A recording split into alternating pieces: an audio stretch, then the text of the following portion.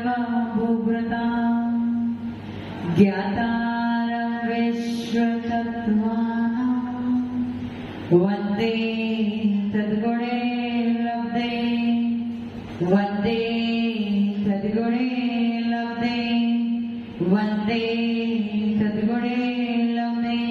जो लोग परमेश्वर भगवान की देवादि देवादिनाथ भगवान की अंतिम शासनपति महावीर स्वामी भगवान की परम पूज्य गुरुदेव श्री आदि सागर महावीर विमल सागर सन्मति सागर जी महाराज की परम पूज्य गुरुदेव श्री सुंदर सागर जी महाराज की द्वादशाम चिन्माणी माता की बोले समस्त आचार्य संघ की।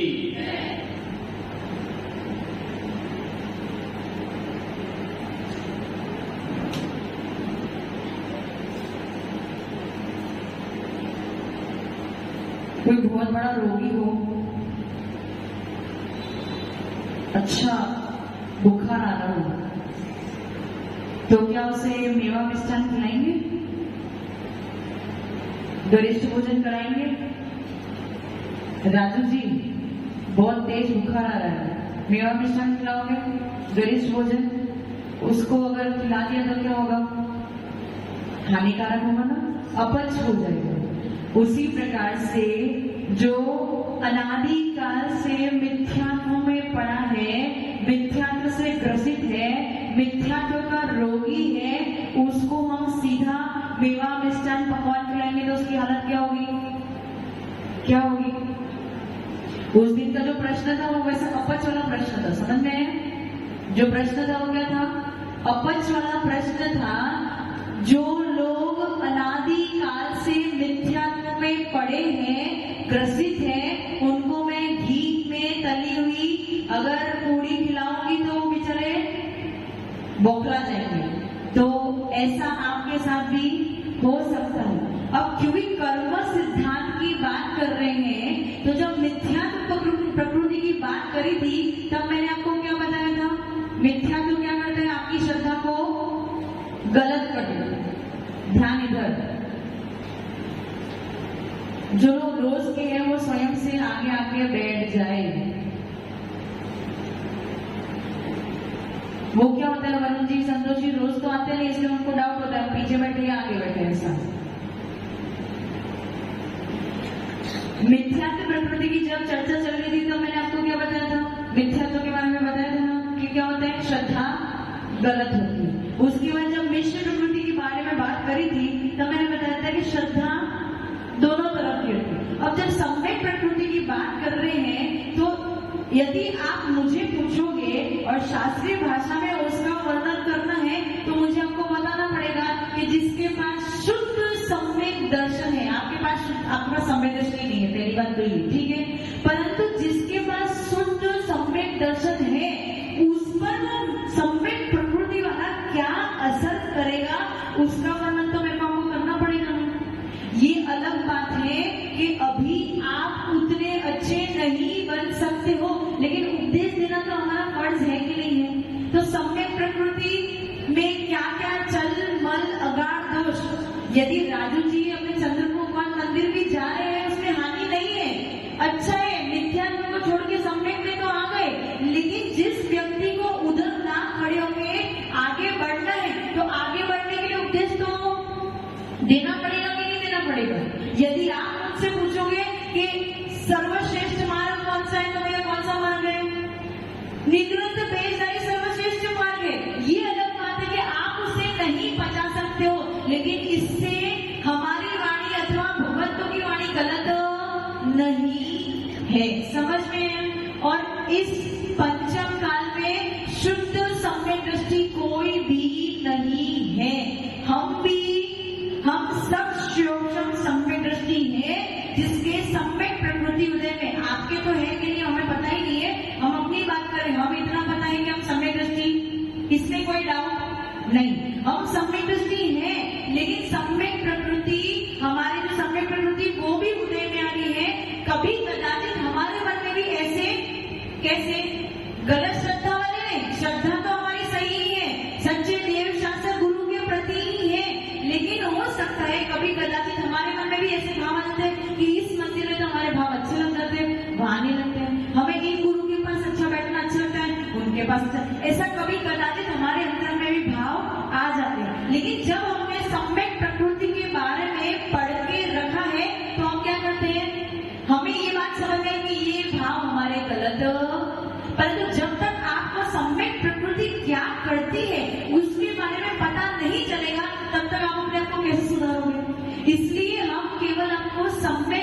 प्रकृति आपके सम्यक दर्शन में कैसे दोष लगाती है, इसका वर्णन कर रहे हैं।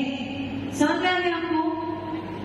शुद्ध सम्यक दर्शन क्या होता है उसके बारे में आपको बता रहे, वहां तक अभी आप पहुंच। लेकिन इस भावना तो जब भी आपके मन में, और कभी भी राजू जी के मन में आएगा कि मेरा चंद्र भगवान, उनको हमेशा याद आएगी कि ऐसा नहीं है, सिर्फ चंद्र भगवान का मंदिर मेरा, एटलीस्ट इतना तो सुधार आए। समझ में आएगा क्या कह रहे हैं? इसीलिए पहले आप लोगों के लिए तो क्या करना है, उस मिथ्यात्व को छोड़ के सम्यक दृष्टि बनना है। और आपको मिथ्यात्व से निकाल के सम्यक दृष्टि बनाने के लिए ये साधु निरंतर कोशिश कर रहे हैं। भले वो मुनिसुरनाथ भगवान की चालीसा हो, पदम प्रभु भगवान की चालीसा हो, कोई भी चालीसा हो, कोई भी विधान हो, वो लिखा इसीलिए है कि आप अपने मन को किसमें लगा के रखो, किसमें लगा, बस इसी धर्म में, इस आत्मीय धर्म में लगा के रखो।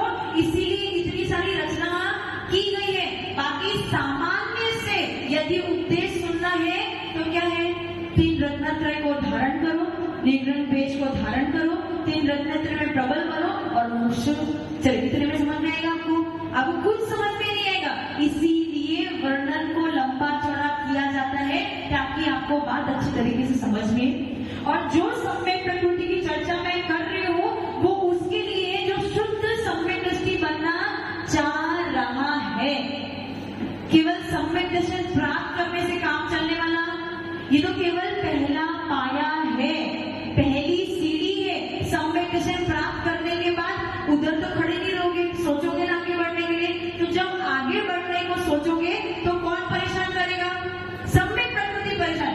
तब आपको अपने भाव सही तरीके से लगाना है और सही मार्ग में चलना है। समझ में आ गया? क्लियर? सम्यक प्रकृति की बात चल रही थी। सम्यक प्रकृति क्या करती है? चल, मल, अगाड़, दोष लगाती है। किसी ने मुझे प्रश्न पूछा था कि अब तक अपने गुरुस्थान के बारे में बताया नहीं है, तो मैं आज क्लियर कर देती हूँ। चल दोष के बारे में आगे और बताऊंगी। पहला गुणस्थान कौन से कर्मों की वजह से? मिथ्यात्व कर्म। तीसरा गुणस्थान मिश्र कर्म। अब सम्यक प्रकृति की वजह से आपका गुणस्थान चौथे से लेके 7वां हो सकता है। चौथे से लेके 7वां गुणस्थान में सम्यक प्रकृति का उदय हो सकता है। लिखा?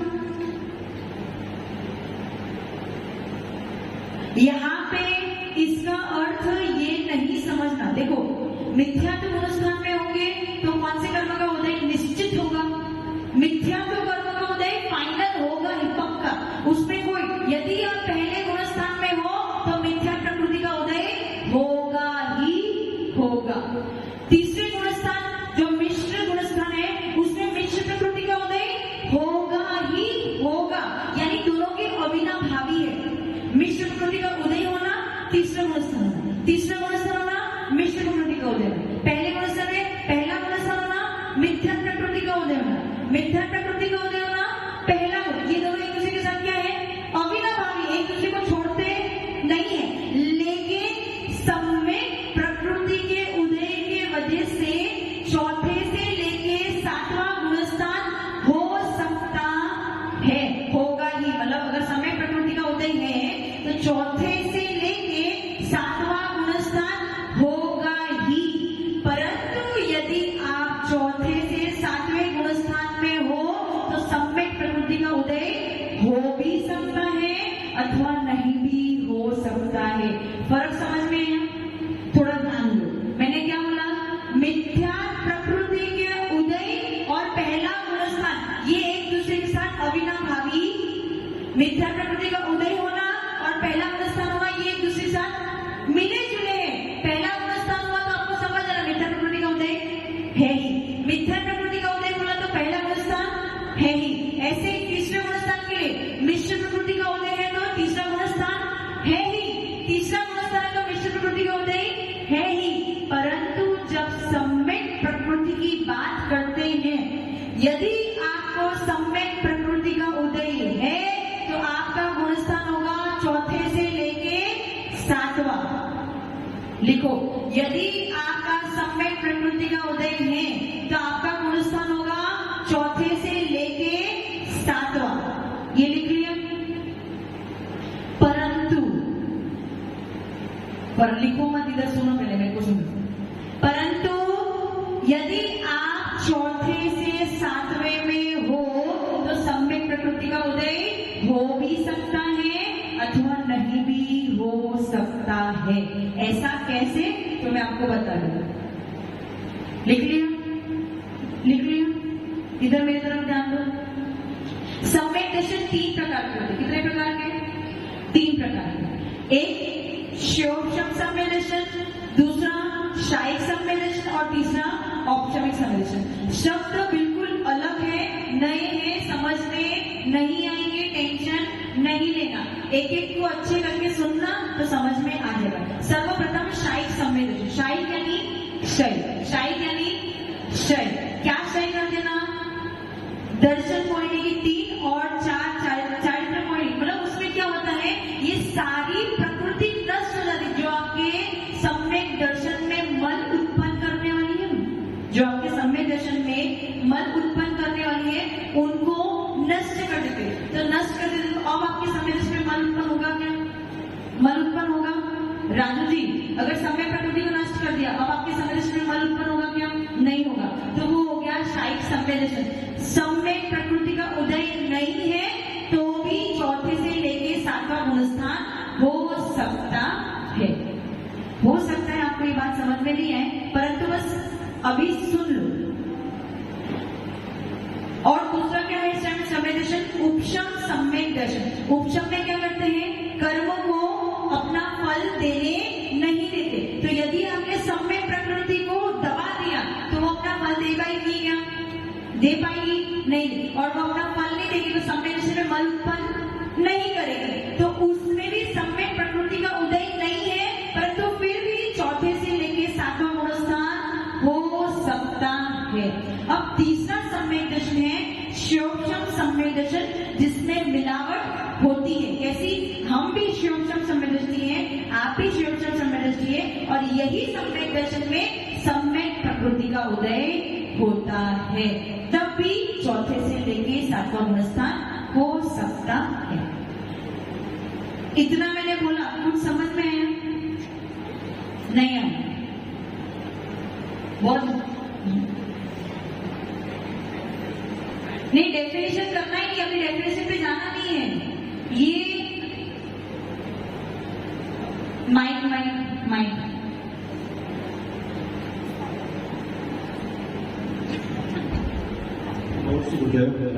शायिक दर्शन के बारे में जो आप बता रहे हैं, उसका पहले से विस्तृत पूरी जानकारी।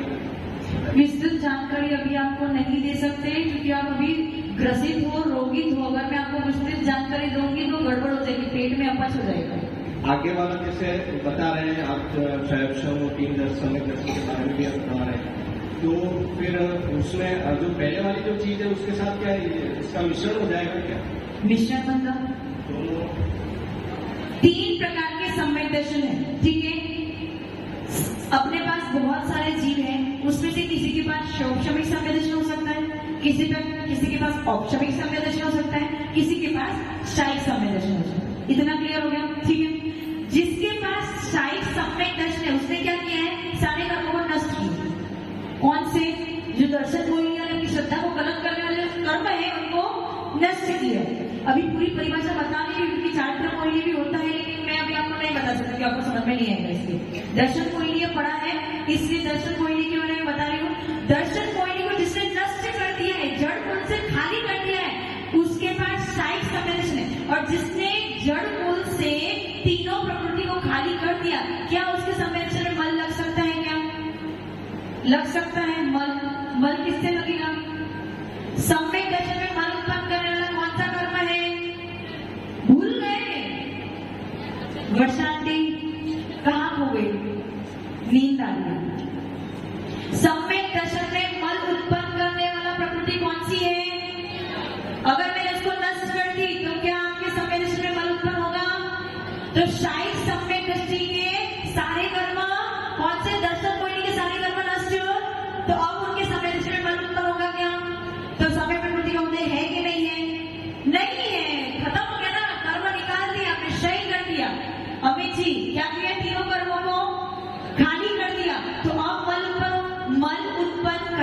के लिए प्रकृति का उदय भी तो चाहिए। बिना उदय के मन उत्पन्न होने वाला। राजू जी थोड़ा डिफिकल्ट है, मुझे पता है। मैं सिर्फ आपको ये समझाना चाह रही हूँ कि जैसे वहां पे अविनाभाव है ना, पहला गुणस्थान और मिथ्या प्रकृति, तीसरा गुणस्थान और मिश्र प्रकृति, परंतु यहाँ पे चौथे से लेके 7वें में और सम्यक प्रकृति में अविनाभाव नहीं है। हमारे पास 3 प्रकार के व्यक्ति हो सकते हैं। किसी के पास शायिक सम्यक दर्शन है, उसके पास भी सम्यक प्रकृति का उदय नहीं है।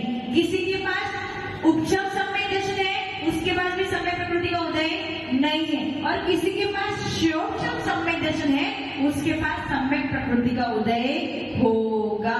इसलिए चौथे से लेके 7वें गुणस्थान में और सम्यक प्रकृति में अविनाभाव नहीं है। कुछ समझ में है? राजू जी आप बता, सिग्नल दोगे तो मुझे समझ में आएगा, सबको समझ में आएगा? हाँ माइक करिए। नमस्ते मुझे भंडार करा। सम्यक दर्शन के 3 रूप बताया आपने। 3 भेद। 3 भेद, क्षयिक, उपक्षय और क्षयोपशम। उपशम क्षयिक और उपशम में सम्यक प्रकृति का उदय नहीं है। और उदय नहीं है, इसलिए आपका सम्यक दर्शन कैसा होगा? जिसमें मन नहीं लग रहा है तो शुद्ध सम्यक दर्शन हुआ। जिसमें मन लग रहा है मतलब अशुद्ध सम्यक दर्शन, और जिसमें मन नहीं लग रहा है उसका शुद्ध सम्यक दर्शन। और तीसरा कौन सा है? उसमें क्या होगा? उसमें नहीं होगा, उसमें उदय होगा। और उदय होगा तो क्या होगा? मन लगेगा। किसमें मन लगेगा? सम्यक दर्शन में मन लगेगा। इतना क्लियर है? बस यहाँ पे मेन आपको क्या बताना, अविनाभाव संबंध। अविनाभाव संबंध। लेकिन यदि आपको पूछे कोई, यदि आपसे कोई प्रश्न पूछे, अविनाभाव यानी जो एक दूसरे के बाद एक दूसरे के बिना नहीं रह सकते, तो उसको अविनाभाव। जैसे जहां पे आत्मा है वहां पे ज्ञान, जहां पे आत्मा है वहां पे ज्ञान नहीं होगा। दिनेश जी, जहां पे आत्मा है वहां पे ज्ञान होगा ही होगा, और जहां पे ज्ञान है वहां पे आत्मा होगी ही होगी। लेकिन जहां पे आत्मा है वहां पे शरीर हो भी सकता है अथवा नहीं भी हो सकता है। तो आत्मा और ज्ञान में अविनाभाव संबंध हो गया। जहां पे आत्मा है वहां पे ज्ञान पाया ही जाएगा। इतना क्लियर है? इतना समझ में आया? अमित जी हाँ, तो क्या बात है अभी उसके बारे क्या बता रही थी? शिवशम की बात करें। 3 प्रकार के संवेदन, शायिक संवेदन, उपशम संवेदन और शिवशम। पहले के जो 2 गुणस्थान है उसमें अविनाभाव संबंध है, परंतु चौथे से लेके 7वें गुणस्थान में अविनाभाव संबंध नहीं है। यदि कोई आपसे ऐसा प्रश्न पूछे, पुनीत जी आपसे ऐसा प्रश्न पूछे कि सम्यक प्रकृति का उदय है, तो कौन सा गुणस्थान होगा आपका? चौथे से लेके 7वां गुणस्थान होगा। ये आपको उत्तर देना है। कोई आपसे पूछे सम्यक प्रकृति का उदय, तो आपका गुणस्थान कौन सा है? तो आप क्या बताओगे? चौथे से लेके 7वां। यदि कोई आपसे पूछे भाई आप चौथे से लेके 7वें गुणस्थान में है, क्या सम्यक प्रकृति का उदय है क्या? तो आप क्या बोलोगे? हो भी सकता है अथवा नहीं भी हो सकता है। अब समझ में आ रहा है मैं क्या कहना चाह रही हूँ? यदि कोई आपसे पूछे तुम्हारा सम्यक प्रकृति का उदय है, कौन सा गुणस्थान है? चौथे से लेके 7वां हो सकता है। चौथे से लेके 7वां में कोई भी हो सकता है। परंतु कोई आपसे पूछे तुम चौथे से 7वें गुणस्थान में हो, सम्यक प्रकृति का उदय है क्या? तो आपको क्या उत्तर देना है? हो भी सकता है अथवा नहीं भी। अच्छा, मैं वरुण जी आपसे प्रश्न पूछूं, आप मिथ्या के गुणस्थान में हो, क्या आपको मिथ्या प्रकृति का उदय है क्या? है ही। और फिर मैं आपसे पूछूं, मिथ्या प्रकृति का उदय है क्या? आपको पहला गुणस्थान है क्या? है। ये उन दोनों में अविनाभाव संबंध है, वो दोनों एक दूसरे के बिना नहीं रहते। लेकिन सम्यक प्रकृति और चौथे से लेकर 7वां गुणस्थान एक दूसरे के बिना भी। समझ में? सम्यक प्रकृति का उदय है मतलब चौथे से लेकर सातवां स्थान है ही, परंतु चौथे से लेकर सातवां स्थान है तो समय प्रकृति का उदय हो भी सकता है अथवा समझ में है। इतना क्लियर है ना? ये गुणस्थान की चर्चा पूरी हो गई। अब चल मल अगाध दोष की चर्चा चल रही थी। अगाध दोष क्या था? शांतिनाथ भगवान, राहु को नष्ट करने वाले, ये सब आपके अगाध दोष हो गए। मल दोष में क्या था? ये मंदिर मेरा, ये मंदिर तेरा, ये मूर्ति मेरी, ये मूर्ति तेरी, ये सब क्या हो गया आपका? मल दोष। और चल दोष, चल दोष में मैं जो आपको 8 अंग के बारे में बता रही थी। पहला क्या? पहला अंग क्या था? निशंकित। निशंकित का उल्टा शंका करना। उसमें कौन प्रख्यात हुआ? अंजन चोर। अंजन चोर ने क्या किया था? किसी को कहानी पता है अंजन चोर की? यहाँ पे नहीं पता। अंजन चोर चोरी करके भाग के आ रहा था। उसे लगा कि अब मैं पकड़ में आने वाला हूँ। बस वो जंगल में पहुंचा और वहां पे एक सेठ साधना कर रहे थे। इसकी साधना नमोकार मंत्र की साधना कर रहे थे, और यदि वो साधना अच्छे से कर लेते तो उनको आकाशगामिनी विद्या प्राप्त हो जाती। ठीक है। अब वो सेठ क्या बोलते, वो झूले जैसा होता है ना, उस पे बैठे थे, रस्सी से बंधी थी और नीचे क्या थे? तलवार थी। उनको नमोकार मंत्र का जाप करना था और उस रस्सी को काटना था। परंतु सेठ क्या बोलते हैं, मैं नमोकार मंत्र बोलूंगा तो सही, लेकिन रस्सी कटी और मैं नीचे गिर गया तो राम नाम समझ में ऐसा होगा। तो उनको डर लग रहा था, भय लग रहा था। और उसी समय अंजन चोर आया। अंजन चोर बोला भैया मुझे मरना तो, या फिर पीछे वाले सिपाही मुझे मार देंगे, या फिर मैं इस पे बैठ के मर जाऊं। तो उसने बोला भैया क्या करना है सेठ जी, क्या करना है? बोले तू इस पे चढ़ जा और देखो नमोकार मंत्र बोलना है। नमोकार मंत्र बोलते बोलते रस्सी को काटना है। तो उसने क्या किया? नमोकार मंत्र याद तो रहा नहीं, उसे भूल गया। तो उसने क्या याद रखा? सेठ वचन प्रमाण। क्या? सेठ ने जो बोला है, क्योंकि वो जैन सेठ है और वो सत्य बोलेगा, जो सेठ ने बोला बस वही सत्य। ऐसे बोलते बोलते उसने सारी रस्सी काट दी। तो उसका कैसा था? उसको शंका थी कि सेठ पे, सेठ को नमोकार मंत्र पे शंका थी, लेकिन अंजन चोर को सेठ पे शंका नहीं थी। तो उसने बोलते बोलते रस्सी को काट दिया और रस्सी कटी और उसको आकाशगामिनी विद्या प्राप्त। इसको कहते हैं निशंकित अंग। मतलब बिल्कुल भी शंका नहीं होनी चाहिए। यदि आज आपने गुरु के चरणों में किसी के लिए भी श्रीफल चढ़ाया कि मेरा ये काम हो जाए, उसके बाद शंका नहीं करना, चढ़ाया तो ये होगा कि नहीं होगा। अरे चढ़ा दिया था, बस अब काम फाइनल होना ही है। यदि आपने श्रद्धा में बैठ गया तो निश्चित तौर पे वो कार्य होके ही रहेगा। इसको कहते हैं निशंकित। पर आप अभी शुद्ध, शंका तो होगी, परंतु जब शंका होगी तो उसे क्या करना? अपने आप को उपशम करना। समझ में? ये निशंकित। शंका करने वाला कौन है? सम्यक प्रकृति के उदय वाला शंका करेगा। समझ में? सम्यक प्रकृति आपके साथ क्या करेगी? क्या करेगी? शंका उत्पन्न कराएगी। होगा कि नहीं होगा? होगा। जैसे वो सेठ क्या करना था? काट तो दूं, लेकिन अगर गिर गया तो उसको शंका उत्पन्न, उसको विश्वास था, सच्चे देव शास्त्र गुरु पे विश्वास था। यदि आपको मैं बोलूं राजू जी, आपको बोलूं ये पिस्तौल आपने यहाँ पे लगाओ, कहाँ पे? यहाँ पे, और नमोकार मंत्र बोलो। अगर नमोकार मंत्र हमने सिद्ध कर लिया तो पिस्तौल नहीं चलेगी। तो आपको ऐसा हो सकता है? ऐसा कर सकते हो? डरोगे ना? निश्चित तौर पे डरोगे। क्यों डरोगे? क्योंकि सम्यक प्रकृति आपको परेशान कर रही है। समझ में आ रहा है कि नहीं आ रहा है? तो जो शुद्ध सम्यक दृष्टि है उसके मन में ऐसी शंका उत्पन्न नहीं होगी। उसके बाद दूसरा अंक क्या था? निकांक्षित, आकांक्षा नहीं करना। तीसरा क्या था?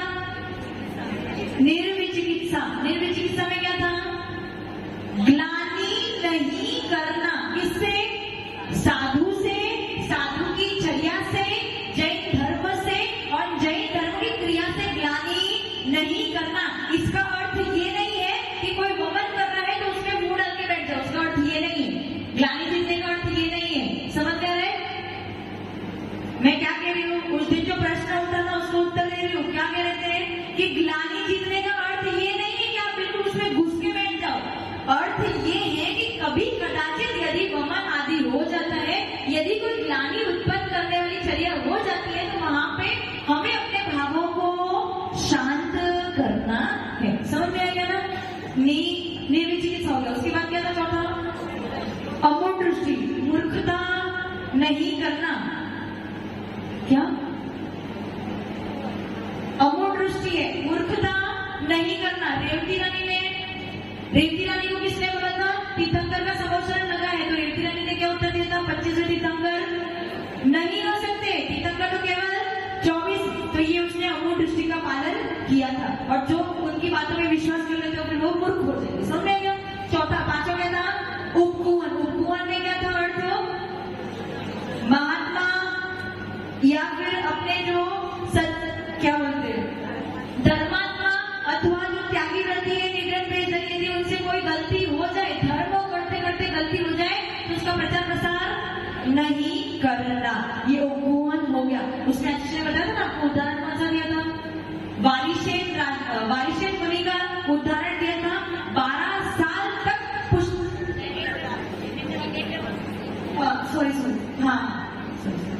जिनेन्द्र भक्त जिनके मंदिर में एक चोर ने शुल्लक का वेश धारण करके उनके मंदिर में से कुछ चुराया था, सिपाही ने पकड़ लिया था, तो जिनेन्द्र भक्त सेठ ने क्या किया था? उनको बोला था नहीं ये तो मैंने ही उनको बोला था उठाने के लिए। मतलब क्या कर दिया? अपने जैन धर्म की, उन्होंने किसका वेश धारण किया था? शुल्लक का वेश धारण किया था।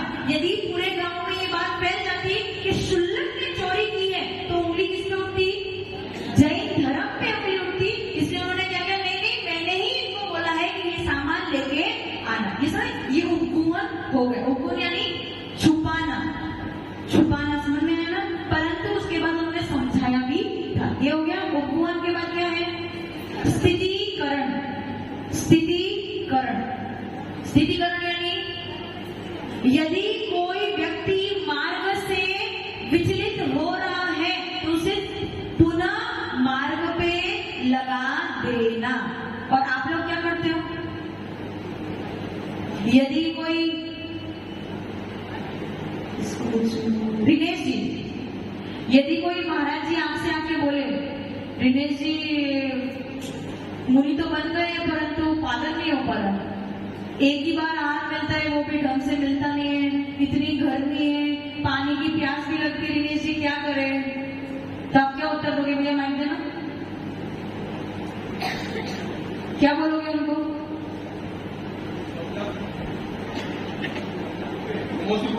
वंदन माता जी, उनको समझाने का प्रयास करूंगा कि आपके भाव बिगड़ रहे हैं।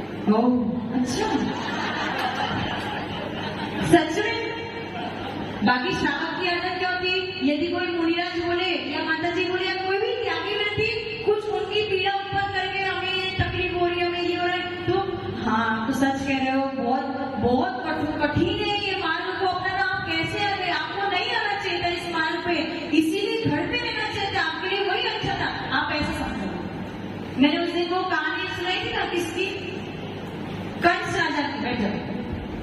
कंस राजा की तो वशिष्ठ मुनि के 3 महीने के उपवास, पहले महीने उपवास किया लेकिन उनको आहार नहीं दे पाया राजा। दूसरे महीने भी उपवास कर लिया, दूसरे महीने भी आहार राजा ने नहीं दिया। तीसरे महीने के उपवास हो गए, वो फिर भी अपने भावों को पकड़ के मजबूत करके बैठे थे, और श्रावक ने आके क्या कर दिया? तीसरे महीने के उपवास है, उनका शरीर क्रश हो रहा है, परंतु फिर भी वो अपने भावों को संभल रहे, और श्रावक ने आके क्या कर दिया? अरे वो राजा ही ऐसा है, हमें आहार कराने नहीं दे रहा है, और बस इतना बोला और उनके भाव गिर गए। मतलब स्थितिकरण करने के जबकि आपको क्या होना चाहिए था? आपको महाराज को समझाना चाहिए था, साधु को समझाना कि आपके कर्म का उदय है, किसी प्रकार से आपको कर्म को भोगना, इस तरीके से समझाया जाता। लेकिन आप लोग क्या करते? उल्टा। यदि किसी महाराज माता जी अंतराय आ जाए तो क्या करोगे? पहले तो रोना प्रारंभ करोगे, फिर क्या करोगे? बहुत कठिन है, ये है वो है, आपको प्यास लग रही होगी माता जी, बहुत प्यास लग रही होगी, आज बहुत गर्मी है, कुछ भी नहीं लिया आपने, प्यास लग रही होगी, बहुत कठिन मार्ग है, ऐसा उल्टी उल्टी बातें, जबकि आपको क्या बोलना चाहिए?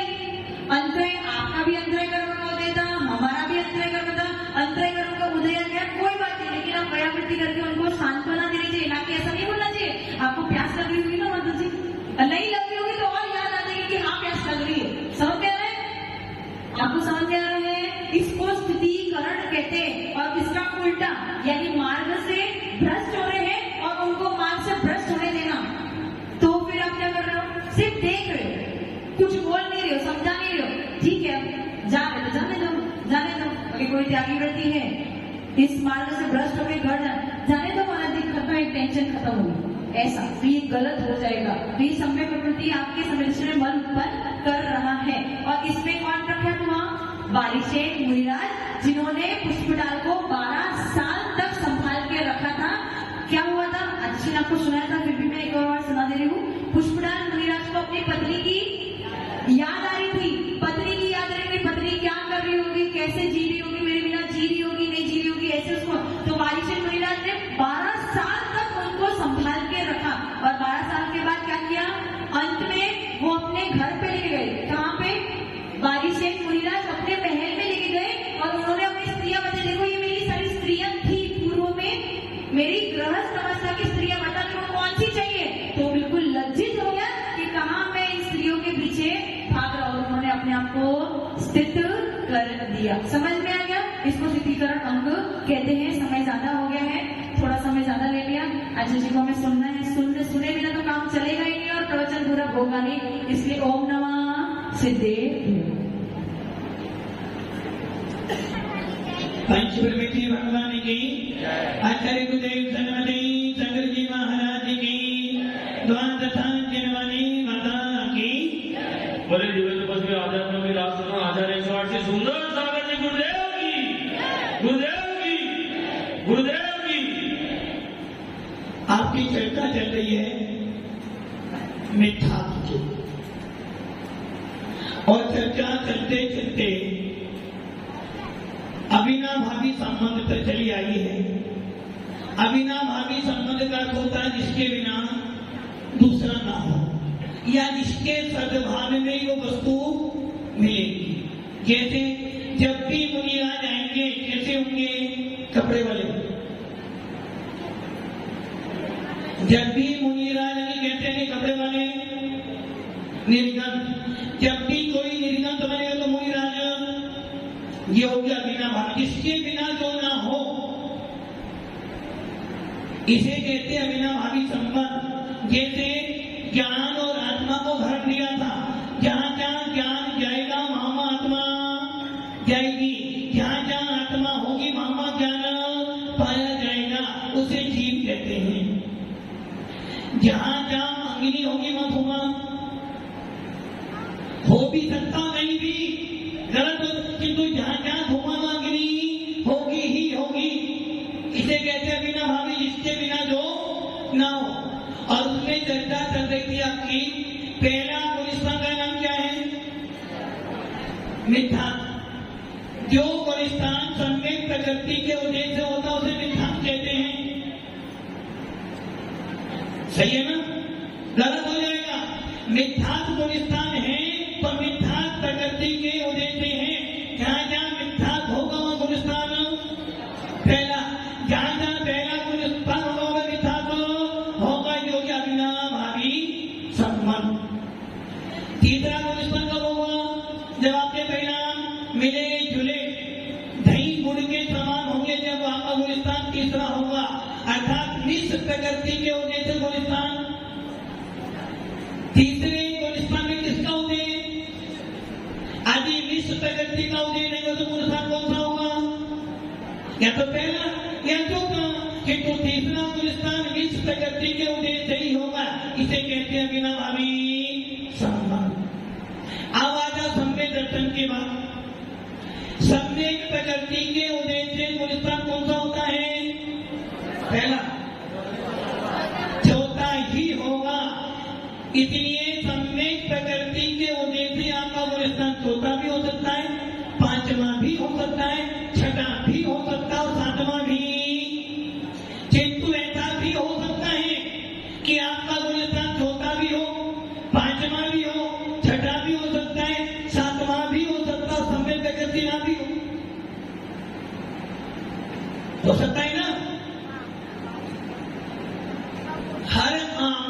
मीठा ही होगा,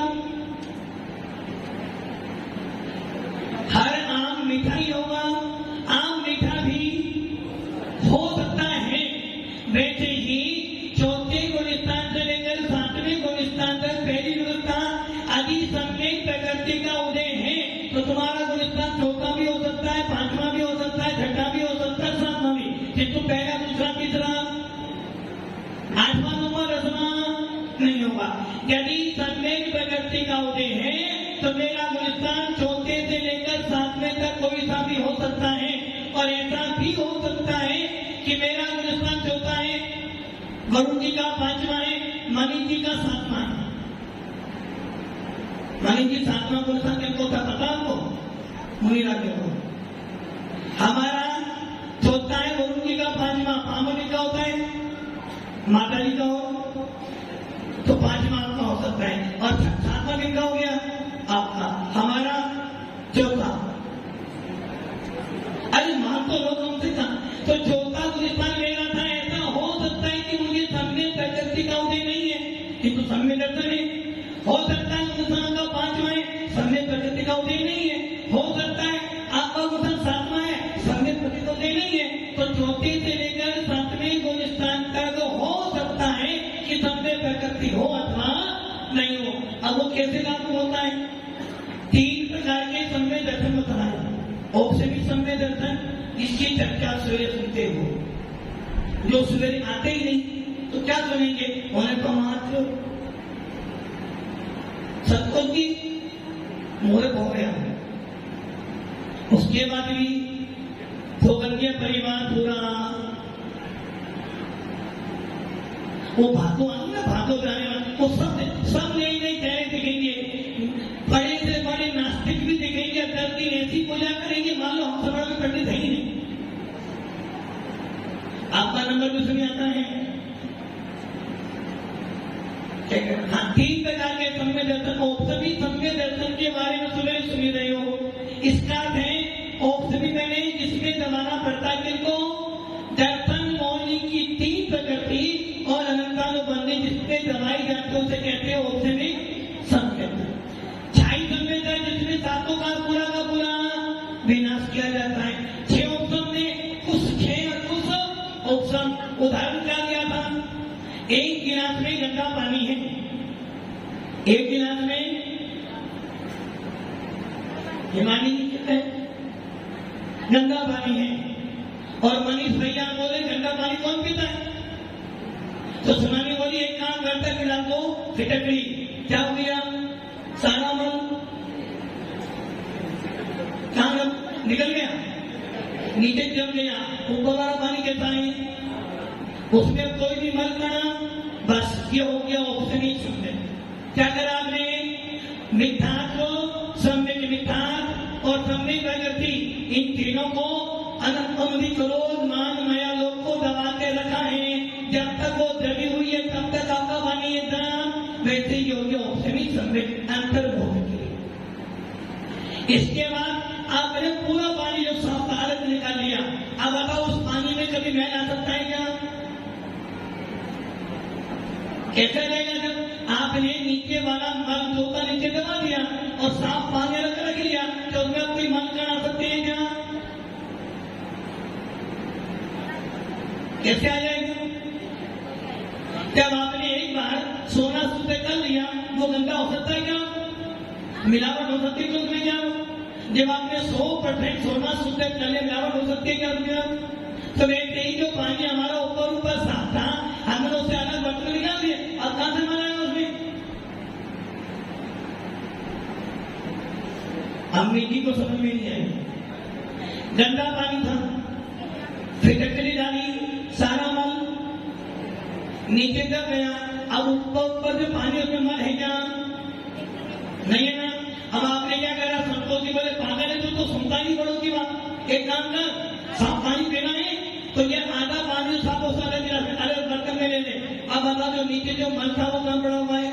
अलग गिलास में, और साफ पानी कहाँ पर है? दूसरी बात फिल्टर पानी है ना, फिल्टर। अब उसमें तो ये बात कोई कर आ सकता है, बना सकता है ना? नहीं आ सकता। तो जब आप साफ पानी आपने अलग कर लिया, इसे कहते हैं छाई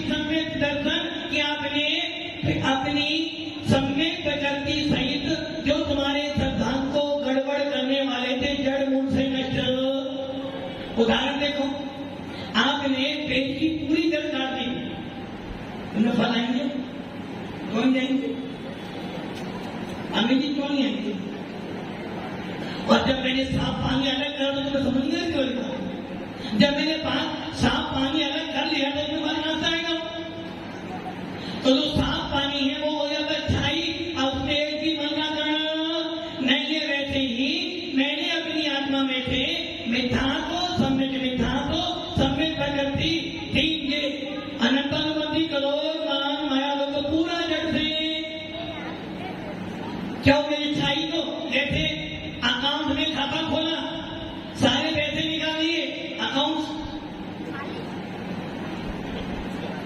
मैंने अपना अकाउंट खोला बैंक में, सारा पैसा निकाल लिया। अब आपकी पासबुक एकदम नीट, खाता बैंक में रहेगा तुम्हारा क्या? बच्चे हो गए तुम्हारा छाई को। इसलिए उससे भी सम्य दर्शन और छाई सम्य दर्शन में सम्य प्रकृति का उदय नहीं होता। अब कौन सा बच्चा छे उससे भी सम्य दर्शन जिसमें सम्य प्रकृति का उदय पाया जाता है, जिसके कारण चल मल आकार दोष रखते हैं। ये मंदिर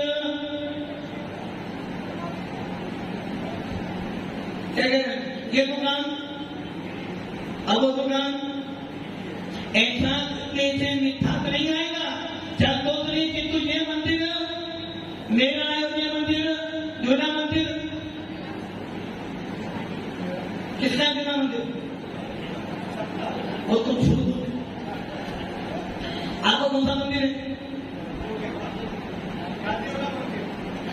गांधी इसलिए वो कहने जुना मंदिर सबका है।